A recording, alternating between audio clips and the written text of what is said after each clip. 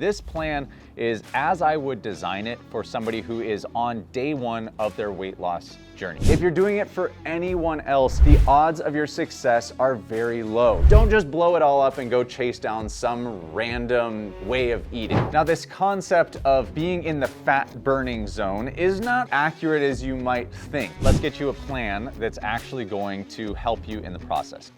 Today's the day you change your life. You've been wanting to lose weight, but you're wondering what's the right direction I'm supposed to go. There are so many different things that you've got to think about. You're wondering what's the best route? What tools am I supposed to use? Why won't you stop changing the shot angles, Shane? I get it. There are just so many different resources to listen to. It's tough to know where to go. We're gonna fix that for you today and leave you with a 7-day plan so that you feel good going forward. The number one rule that you need to set above all else before you are getting started is be sure you're doing it for yourself. You need to have decided internally, yes, this is the right decision for me. And an excellent resource for helping you do that is laying a roadmap that gets you to the real core of why you want to be losing weight. A good way to do this is using an exercise called So That, and it begins with you stating what you believe is your current why. Why do you want to lose weight? I want to lose weight so that I can look better in my clothes. So that what? So that I can feel more confident as I'm moving through my everyday life. Continue that until you feel like you arrive at an answer that you may not have discovered previously, but is going to give you real, concrete evidence as to why you should continue this weight loss path. The second thing you need to think about is nutrition. And this is where things can get a little bit sticky for people. And that's because your nutrition is based off of an entire lifetime of habits. It's your memories. It's what your parents gave to you. It's what you've developed over the last 10 years as you've been on your own and having to learn how to cook. And that's a tough thing to reckon with. And I'm here to tell you, don't just blow it all up and go chase down some random way of eating. This is our breakfast. An orange wedge, 3 cashew nuts, and a solitary grape. It's not gonna work because if you all of a sudden think that you're gonna change everything you know about food, it's not gonna happen. You will fight back after a certain point in time. I failed, Sarge. This is my second burger. Okay, I lied, it's my fourth. So the best way to look at this is that we make small adjustments. And here's why nutrition is so important. If I gave you 2 doors to walk through, you can only walk through one of 2 doors. One door is adjusting your fitness and your workouts. The other is adjusting your nutrition. You can only pick one to help you lose the most weight. Which would you pick? Well, let's consider what's behind each of those doors. Let's say that in a great week, you work out 6 times, and that only gives you 1 day of rest. It's not advisable, but let's say in a perfect world, you get in 6 workouts. On the other side of things, behind the nutrition door, you eat 3 times a day, 7 days a week. That's 21 times in a week. So we've got 6 workouts, 21 times that we are consuming food on average. Now, if you can only pick one of those doors to work on, meaning you're going to do something different behind that door, what would we do? Behind the fitness door, maybe we add a few workouts. Let's say we add 4 workouts to the mix, and maybe you work out 7 days a week now, giving yourself no rest. How are you gonna feel? Probably pretty beat up. Let's take a look at the nutrition side. What if we just made a tiny tweak to 21 of the meals that you are eating in a week? Just a small tweak to maybe the quantity or maybe the caliber of the food that you're taking in. Which one of those is going to have the bigger impact? It's gonna be the nutrition. And that's because 21 times a week you have an opportunity to change the food in. If you improve or tweak that fuel 21 times in a week, you're going to have a more meaningful and lasting impact than if you try to smash yourself on the workouts, which will only last for so long before you eventually burn out.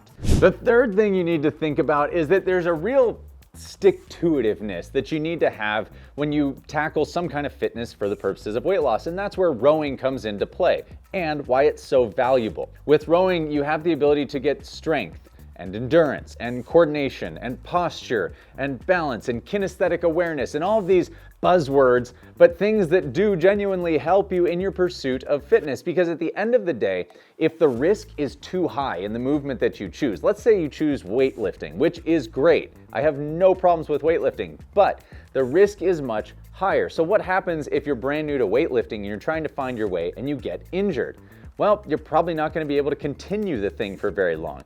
And that's what I mean by stick-to-itiveness.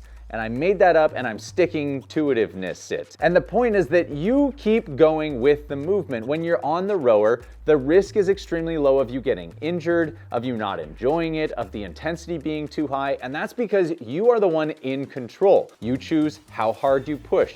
You choose how long you go. The resistance has nothing to do with the drag factor on the side of the flywheel. It has everything to do with how hard or not you push on the machine.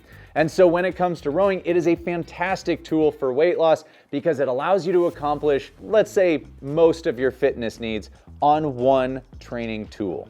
And finally, you need to make sure that you have variety of the fitness that you're choosing. So let's assume that you did choose rowing, because I think you should, and you choose rowing and you're deciding to pursue fitness. Well, not only do we need to worry about the larger umbrella concepts of what your fitness gets you, but you also need to be thinking about the literal ways in which your body uses energy. Now, we have different energy pathways that the body uses that are essential for different types of movement. Think of them as levers. We adjust the levers based off of what the intensity level and the overall volume of the work is. And with this machine, you have the ability to dance in each one of those. Now, why is that important? Well, because each energy system burns and uses calories and energy in different ways, and they use different types of energy.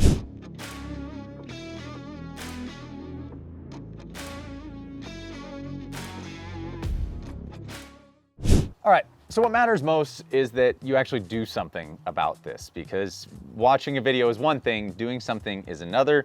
So let's get you a plan that's actually going to help you in the process. Now, I do want to put an asterisk on this. This plan is as I would design it for somebody who is on day one of their weight loss journey. So if that's not you, let's say you're a few months into your weight loss journey, maybe a year into it, and you're finding some new guidance, adjust it. Obviously, make your own adjustments, but let's start with a 7-day plan, and you could use this, recycle this, and you can adjust it as you need for your own purposes. So day one of this plan, we are going to be putting in 3,000 meters total of rowing. You can do this consecutively, or you can break it up as needed. Accumulate 3,000 meters.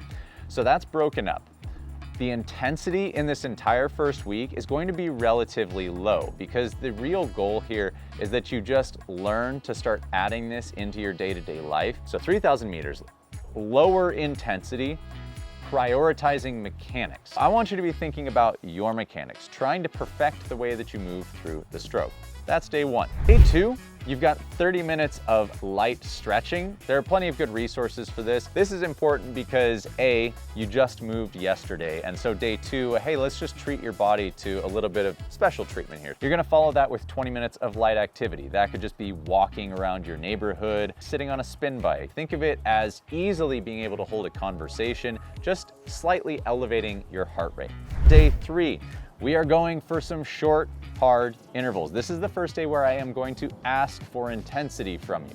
Here is you could do 10 by 250 meters, 15 by 250 meters, with plenty of rest in between so that you recuperate. It's all up to how much rest you feel you need. And this is the day in which you may be feeling it, which is why on day four, we're gonna have our first rest day. You just take it easy. Don't stop moving. This would be similar to day two, where just some light stretching, some light movement, get some blood flow. They're not just sit on the couch kind of days. And treat yourself to some good, healthy, nutritious food. And always remember, sleep is huge in this process. So make sure that you are getting to bed at a good time. Try to optimize good sleep hygiene. On day five, this is a great day for a body weight strength workout that includes the rower. So on this day, I'm going to encourage you to mix things like body weight air squats, lunges, push-ups, pull if you have rings. If you have a pull-up bar, use a box to step up to it and do some assisted pull-ups where you're just moving your body and trying to accomplish some strength with body weight coupled with some rowing. So if you want to set up a traditional HIIT style workout, granted I don't want the intensity high, but you may have some intervals, resting a little bit longer between each round. And then when you're flowing through the workout, you're just gonna move from thing to thing. On day six, you're gonna get in your first long row. Let's say 6,000 meters. And this is accumulated, but with less rest and definitely lower intensity. If you have to stop, it's fine. Let's say you break it into 3 by 2,000 meters. The rest in between is just for you to kind of catch your breath. It's not for you to fully recover. And again, intensity just needs to be relatively low so that you can sustain for that period of time. Follow it up with day 7, yet again, another rest day. Really critical that, especially as you're getting started, you're getting 2 or 3 rest days a week. You can see on day 2, we almost added a rest day, so it's almost 3 days of rest, but there's some action happening there. But getting through a 1-week period like that is going to be your roadmap to helping you lay out a plan for yourself.